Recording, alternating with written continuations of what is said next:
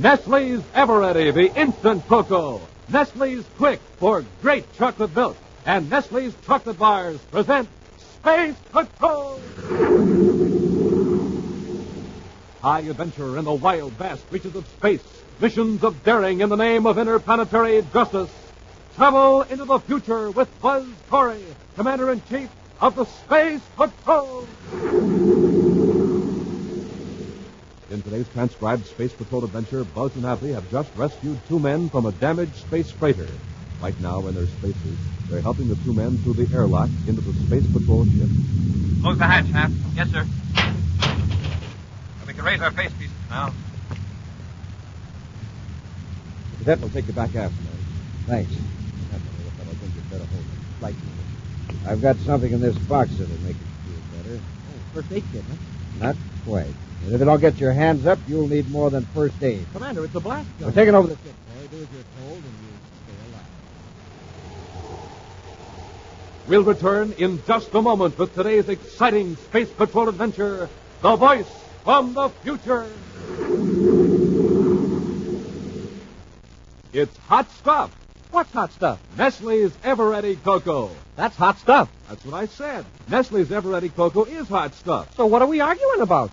I have stopped mixing me up. There's no argument about Nestle's Eveready because everybody agrees it makes the most wonderful cup of hot chocolate in the universe. You said a mouthful, Captain Twofells. Nestle's makes such a rich, chocolatey, delicious hot chocolate, it's out of this world. And there's no mixing up either, because Nestle's Eveready practically makes itself. That's right. All you do is put 1, 2, 3 teaspoons of Nestle's Eveready in your cup. You add hot water, and it's made. You don't have to add milk or sugar, because Nestle's is complete. Yes, Nestle's has rich, whole milk and sugar already in it. And you know something? What I like best about Nestle's is that sensational Nestle's flavor. There's nothing quite like it. It's real chocolatey, too. A terrific treat any time of day or night. Glad you mentioned that, Hap, because we always recommend hot chocolate made with Nestle's for a breakfast warm-up. But we also like to see Space Patrollers drink it at all their meals and snacks, too. Now, what did you say was the name of this product?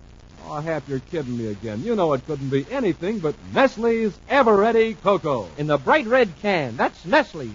And it's hot stuff. And now, today's Space Patrol adventure, The Voice from the Future. Commander Corey and Cadet Happy have just arrived at the Lunar Fleet Base on the Earth's moon. They're on a mission so secret that not even Happy knows the purpose of their rapid space flight from Terra to the solar system's most closely guarded test base. Right now, in an office reserved for the commander at the Lunar Fleet Base, Buzz slides open a large metal cabinet revealing a panel covered with a maze of instruments, control levers, gauges, and switches. There you are, Hap. What do you think? Wow, it's wonderful. A model of a rocket cockpit. Mm-hmm. It's a mock-up of the control section of a new rocket ship. Oh, you don't mean the new star drive job, the big hush-hush operation? That's it. Project Infinity has been completed. Or it will be as soon as we make a test. Project Infinity. So that's what the code name stands for. The new star drive patrol ship. Well, when do we blast off? The engineers are making a final inspection now. Rather than get in their way, I thought I'd give you a special briefing on this model. Oh, sure needed. It looks different from the star drive control we've been using. Yes, Hap. This is a multi-purpose ship. It can be used for regular patrols in our solar system as well as for interstellar travel. Oh, this cockpit has got everything. Viewscope, spaceophone, decoders, hyperspace computers. Yes, anti-gravity controls and ultra-sensitive radiation indicators. We're prepared for almost anything you'll encounter, anywhere in space. I'll say.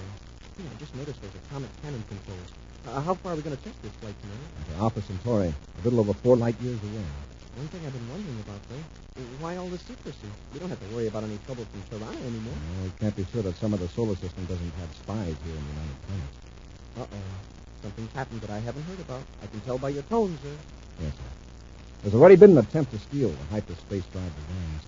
Fortunately, the attempt was foiled. We don't know whether the thief was from one of our planets or from another solar system. Well, maybe some Turanian spies are still here and don't know that their attack plans are all washed up. Whoever's responsible, we can't afford to take chances. Let's go over this rocket cockpit model in detail, and we'll be ready for the real test.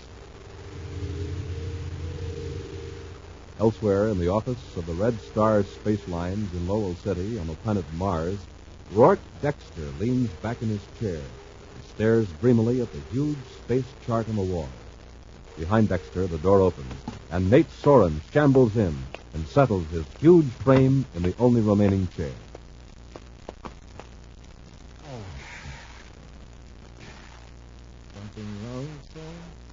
something wrong, he says. I just made my last flight for Red Star. I'm out of a job. And working for Red Star is no recommendation. You'll be lucky to get a job shipping paint. Trouble with you, Thorin, is you're always looking on the dark side of things. What other side is there? Things are as black as... What was that space chart? Look, there goes our last ship. When it sets down at Jupiter City, that light will blink out. You will be operations chief of a grounded fleet. Those old traitors have served their purpose. They sure have, Dexter, and so have you. I just hope you made a fortune out of hijacking cargo from other outfits. You're going to have to live on it for a long time. Thorin, how would you like to continue working for me? Doing what? The only thing you know, spaceships. Ha. We're going back into the shipping business. Under a different name, I suppose. Ah, that's nice. The Space Patrol will get on to us in no time. It wouldn't do them any good. They'll never be able to catch us. You crazy? They caught us before, didn't they? That's why we're both out of a job, remember? Thorin, listen. We're going to have an interstellar ship with star drive. We make our deliveries through hyperspace. Oh, I know you're crazy. Am I? Listen to this. Corey's going to test one of those new star drive ships. He's at the lunar fleet base right now. I'll have to find that out. Oh, I have very good sources of information. I almost got a copy of the designs of the new rocket cockpit. When my agent failed, I got the idea of stealing the ship itself. It's much better. It saves us the time and expense of building one of our own. What's my cut? 25% of our profit. And that's pretty good for a pilot. And you don't take the risk you did under the old setup. Well, all of a sudden, this is beginning to make sense. Of course. And as I say, there's no risk. Once you got into hyperspace, the Space Patrol can never trail you. The big question now is, how do we get that new ship away from the Space Patrol? I've got it all figured out. The test vector is supposed to be top secret. But I picked up a little information. And here's the way Meantime, back at the Lunar Fleet Base, Buzz and Happy are in the rocket cockpit of a new star drive ship, all set to blast off. Corey aboard test ship SD-1 calling Lunar Space Control. Space Control Luna here, Commander.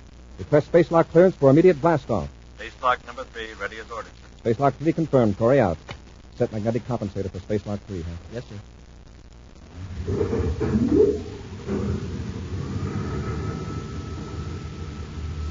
5 seconds. 3 seconds. Fire rocket.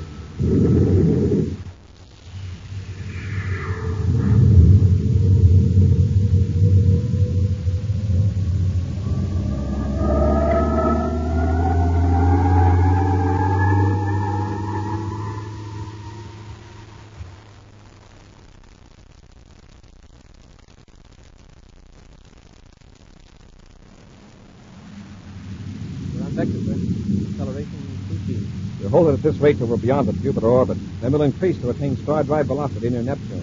Uh-oh. Commander, the viewscope screen. It's a spaceship. Looks like a cargo ship, sir. What's it doing clear out here? That seems to be in free fall. I don't see any rocket flying. What do we do? Change vector? All the trouble we took to make a nice private test, some old hawk blunders along. Yes, that will give them a wide berth. 5 starboard rockets. Yes, sir. Cargo ship JF-307 calling Space Patrol. Emergency. Emergency? Is that him? Get the space and fix before we answer. Cargo ship JF-307 calling Space Patrol ship now 10 DUs off our starboard. Emergency. Yes, sir, it's him. And he's calling us. I don't know what the trouble is. It's not too serious. We'll alert the Jupiter Patrol Unit. Space Patrol, a cargo ship, JF-307. What's your difficulty? We're badly damaged. Our power's out. We've got to abandon ship. We're in spacesuits now. Can you hold out in free fall until the tow ship gets here from Jupiter? We're in a real spot. My partner's injured, and we're taking a lot of radiation. Radiation? Yes, something went wrong with our reactor shielding. What happened? The meteor hit you? Worse, sabotage. We'll get you off that ship right away. How many are aboard? 2, my partner and I. He's injured. Yes, but he can walk. Look, the radiation count's way above the danger point. It'll take you several minutes to maneuver into position. We'll make it as fast as we can. Oh, wait. Have you got a space raft aboard? Yes, I was just about to suggest it. Fine. You get your friend aboard the raft and get away from your ship. Even a few hundred yards will cut down the radiation count considerably. Hurry, Corey out. Well, Hap, you're going to have to delay our camp. We've got to see that those men get medical attention as soon as possible. Okay. Bring out a couple of spacesuits, Hap. We'll have to help that injured man into the airlock. A few moments later, Buzz decelerates the spaceship as he sights the tiny space raft floating away from the damaged cargo ship under the propulsion of compressed air from the jetpack. With rockets cut off, Buzz and Happy stand in the airlock of their ship, looking through the open hatch as the raft maneuvers closer. Commander Corey to space raft. Can you read me? Yes, Commander. Accelerate with your forward jetpack. It'll save your pal a rough bump. Sure.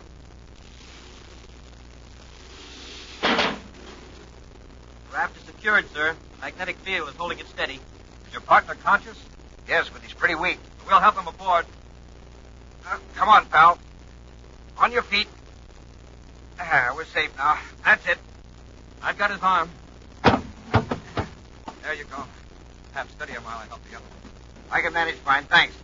You better let me take that box till you're aboard. It's okay, just some personal effects. All right, close the hatch, Hap. Let's get into the ship. Yes, sir. I'll get the inner hatch.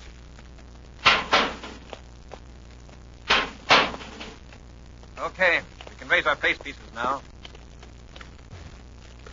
Well, the cadet will take you back aft and you can get out of those spacesuits. Half that injured man is pretty weak. Better hold him. Yes, sir. I've got something in this box that'll make him feel better. Oh, first aid kit, huh? Not quite. If you don't get your hands up, you'll need more than first aid. Commander, it's a blast gun. We're taking over the ship, Corey. Just obey orders. You'll find it's a simple way to stay alive. We'll return to Space Patrol in just a moment. Now hear this, Space Patrollers, the most important announcement we have ever made.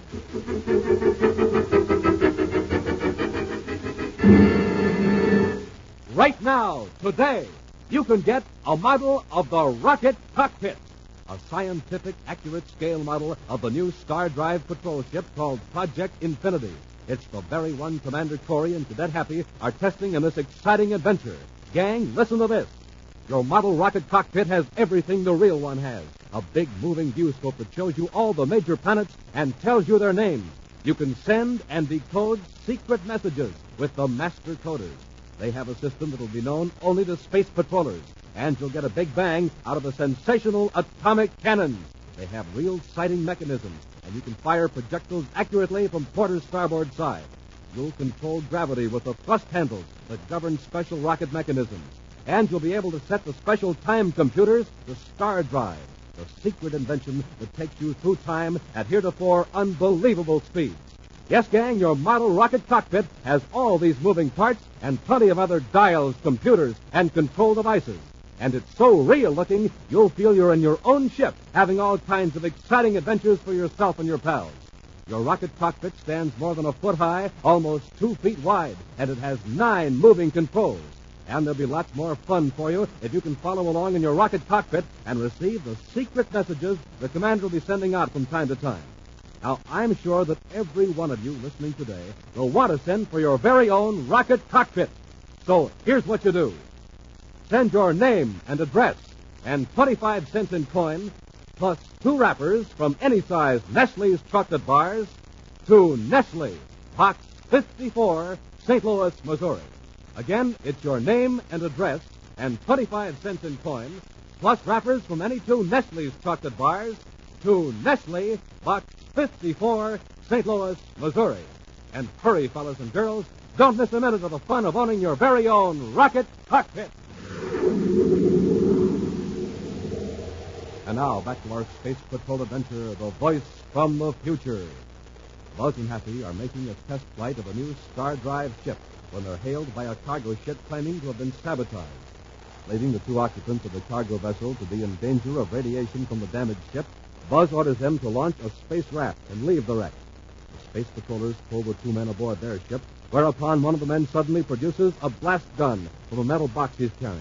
As he orders Buzz and Happy to raise their hands, the other man, supposedly injured, briskly steps forward.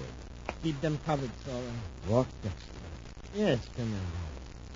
By the way, I owe you something for putting the Red Star line out of operation. You did that yourself by your crooked method. I am back in business, Corey, as of this minute. Let's not stick around here too long, Dexter. We've got to make Corey get us away from here. We will need him to operate the regular rocket drive. Besides, there is probably a technical manual aboard if we get stuck. In fact, I think all you do to cut in the rockets is press this lever. You got it!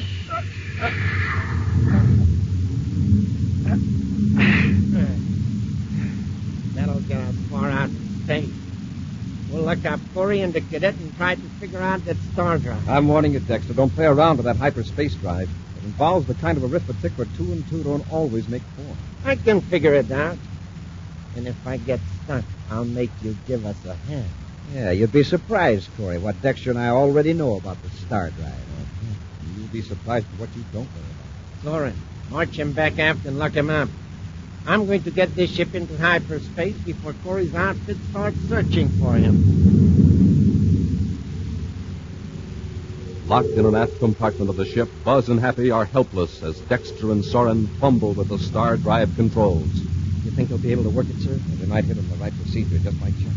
Maybe one of the other ships will come along looking for us when we don't report back. They're going to stop Dexter. They better do it before he stumbles onto the star drive. They've hit the combination. We're going into star drive. They aren't up to peak rocket velocity. I'm blacking out. So am I. I bet they are, too. If we come to first, maybe we can break out of here.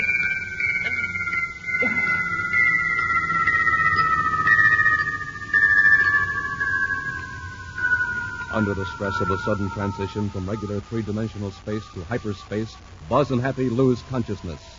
Then, as they lie on the deck of the compartment, they dimly become aware of the strange pulsations of a hyperspace drive.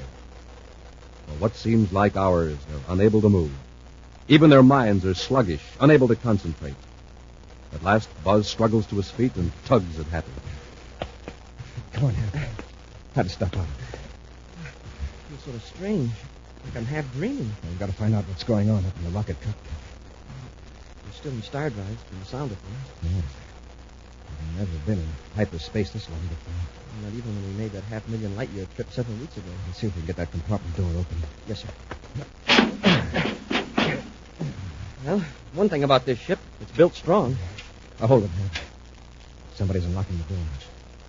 Be on guard. Maybe we can overpower them now. Corey! Sorry. Corey! I've got him, Commander. Corey, help. Get Dexter.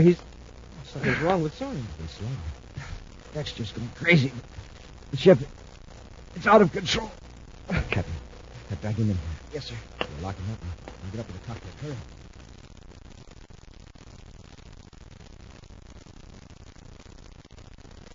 Dexter's just standing there, staring at the controls with his back to us.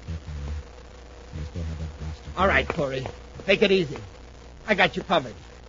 Got yourself in a fine nest, Dexter. Are you going to get me out? Fix the star drive. Go on, get busy. What did you do to your pal, Soren? He went off his rockets. I had to slug him. Where is he? He's locked up back aft. He said you were crazy. Tell me what's wrong. Everything's black outside the ship. No stars, nothing, just pitch blackness. It's the way it always is in hyperspace. You're in another dimension. Light doesn't register. There's some light. I saw it. Flashes of blue and violet, real mixed up and crazy. Corey, you got to get us out of this. Just keep under control. I'll take a look at the hyperspace computer. Are these instruments exactly as you first set them up? No. I blacked out. And when I came to, that blackness out there got me worried, so I started turning the dial. Oh, you really messed things up. You aren't supposed to change a thing while the ship's in hyperspace. It throws us clear off vector. You can fix it. You got to. Look, there are millions of possible combinations of settings. We might spend the rest of our lives in hyperspace trying to find a setting that would bring us out in regular space. Well, don't stand there talking. Do something. Remember, Dexter, we're in this fix because you were doing something. I couldn't help it. The darkness and then those flashes and the voices. Those voices were the worst of all. Voices? What voices? From the spaceophone. It was gibberish and strange yowls.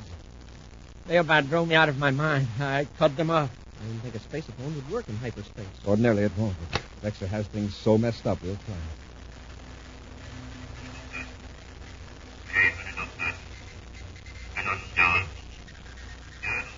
Smoking rockets. Where did that come from? No way to tell. Evidently some spaceophone signals filter through in slits like those flashes of light. Yeah, but from where? That sound certainly wasn't from our solar system. Hap, I think we're on some sort of spiral in hyperspace. We're whirling round and round. Pull us out of it. There's no way to tell what direction to go, either in time or space. There's another signal, sir. Expect the agreement to have a beneficial effect on world commerce. Commander, it's English. New York City. 4 Australian swimming champions arrived here today and immediately plunged into the final phase of training for the Olympic Games. It's a newscast. Officials of the Olympic Committee are confident that world records will be broken this year in track and field events as well as in other sports. That's funny. There aren't One any Olympic prediction Games is this certain. year. More athletes will compete in the 1972 Olympic Games than any similar event in history. You say 1972? That's what it sounded Aye. like, but I don't... I've just been handed a special bulletin. White Sands Proving Grounds, New Mexico. A 3-stage rocket carrying 2 men has landed on the moon. A radio report from across 238,000 miles of space states that both men are safe. There are no details at present. But, friends, there's no doubt about it. The era of space travel is definitely here. We'll keep you informed of further... Hey, is that guy nuts? Why is he so excited about a rocket reaching the moon? That's been going on for 1,000 years. Yes, he did say 1972. And it was in October 1972 that the first man-piloted rocket reached the moon. Sure, everybody knows that. What kind of a newscast was that? All ancient history. It's a wonder he didn't tell us about Don't Columbus. you realize what happened? We picked up a broadcast that left Earth over 1,000 years ago. What? It's our yardstick, our measuring line. Now you're sounding crazy. Let me adjust that time computer in the rocket cockpit. Now we know our approximate position in hyperspace. We're at the distance a radio signal would travel in. Now, let me see, from 1972 to now, it's 1,009 years. Corey, what are you going to do? We're going to reset our hyperspace vector. If we haven't completely gummed up the works, we'll emerge back in regular space a few light years from the solar system. Nothing's happening. It's not going to work. We'll be in this crazy mixed-up space the rest of our lives. You should kick, Dexter. You were mixed up in regular space. Commander, you've hit it. Right, Hap. Hold on, we're coming out of star drive.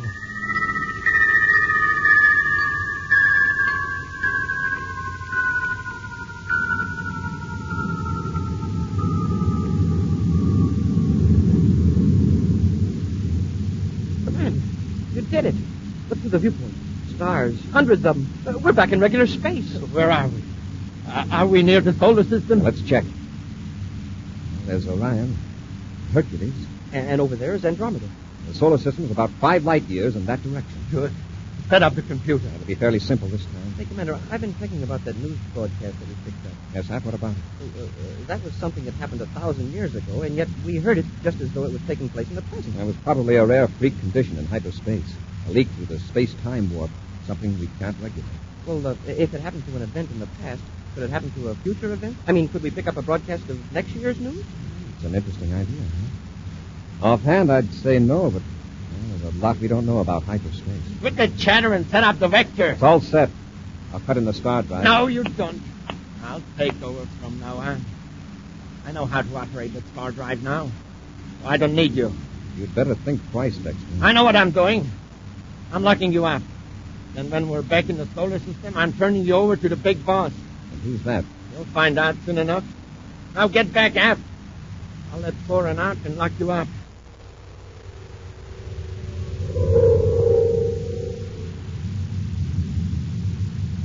Are you sure you know how to work this star drive, Dexter? Yeah. I've been watching Corey operating.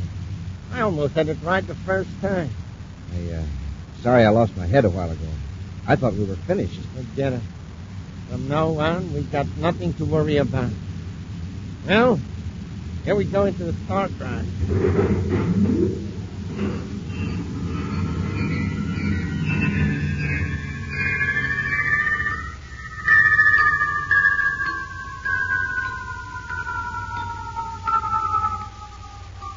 See?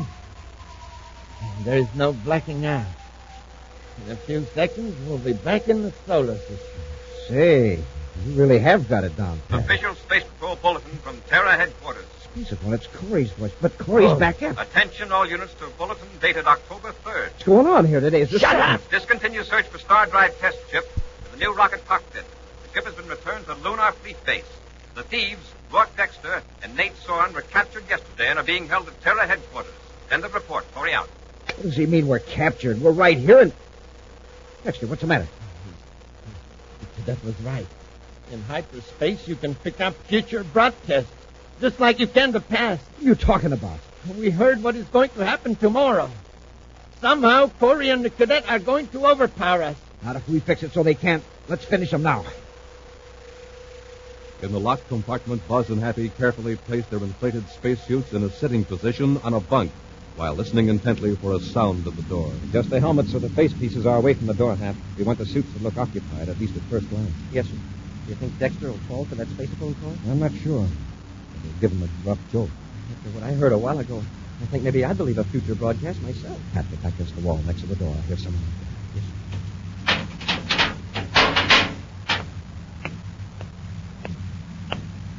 There's the secret of your spaceophone call from the future, Dexter. Yeah. They use their suit spaceophone. Yeah. We'll just put an end to that. Get out of that bunk, Corey. You too, Cadet. Yeah, your little practical joke is going to prove fatal. For you. Get Soren, Hap. I'll handle Dexter.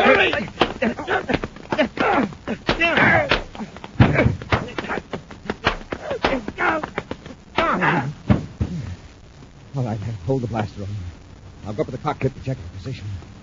I'm not licked yet, Corey. And don't think your fake spaceophone call fooled me. I knew all the time it wasn't the broadcast from the future. That was no fake, Dexter. Every word about your capture is true. That same bulletin will be spaceophone tomorrow, won't it, sir? Yes, Hap. Here's the ironic part of it, Dexter. You made it come true by trying to make it false. An action preview of next week's exciting Space Patrol adventure in just a moment. Say, is it true that space patrollers can now get models of the new rocket cockpit? That's right, Hap. We're offering every space patroller a model of our new rocket cockpit for his very own. Smoking rockets, Commander. That's cosmic. A model of the rocket cockpit is so real, we use it as a trainer. And it has so many moving parts, so many terrific controls. It certainly is the most exciting offer we've ever made. Space patrollers, your rocket cockpit is an exact model of the one on our brand new Star Drive ship. It has a big moving viewscope, special gravity controls, master coder and decoder, big, powerful atomic cannons that you can actually fire, and, of course, the special time drive computers that enable you to fly through time into hyperspace. Wait till you see it. It's more than a foot high and almost 2 feet wide. Boy, will you want to get one, and fast. Gang, here's how to get your rocket cockpit. Send your name and address and 25 cents in coin, plus the wrappers from any 2 Nestle's chocolate bars, to Nestle, Box 54, St. Louis, Missouri. That's Nestle, Box 54, St. Louis, Missouri. And now, a preview of next week's exciting Space Patrol adventure. Buzz and Happy are on Mars, searching for a special piece of electronics equipment from another solar system. A girl guides them to a room where 2 men are carrying a heavy instrument. Just what is that instrument, Gathers? I don't know. My acquaintance asked us to get it. Set it down, Gordon. Hey, look out for that chair. How clumsy it is. It smashed to bits. Well, maybe it can be fixed. Here, I'll help you pick up the pieces. Don't bother, Cadet. Oh, Gathers. Hey. Get the girl, Gordon. I'll cover these 2 with a blast gun. Be sure to be with us next week for the thrilling story, Message to Arctrona on Space Patrol. Space Patrol, created by Mike Moser, starring Ed Kemmer as Commander Corey and Lynn Osborne as Cadet Happy, was written by Lou Houston, produced and directed by Larry Robertson, executive producer Helen Moser. Other players were Norman Jelly, Ken Mayer, and Bela Kovach. Dick Tufeld speaking. Now, don't forget to tune in next Saturday and every Saturday for exciting action on Space Patrol. This week's Space Patrol was brought to you by Nestle's Eveready, the instant cocoa, Nestle's Quick for great chocolate milk, and Nestle's chocolate bars. This program is broadcast to our armed forces overseas through the worldwide facilities of the Armed Forces Radio Service. Space Patrol came to you transcribed from Hollywood. This is ABC Radio Network.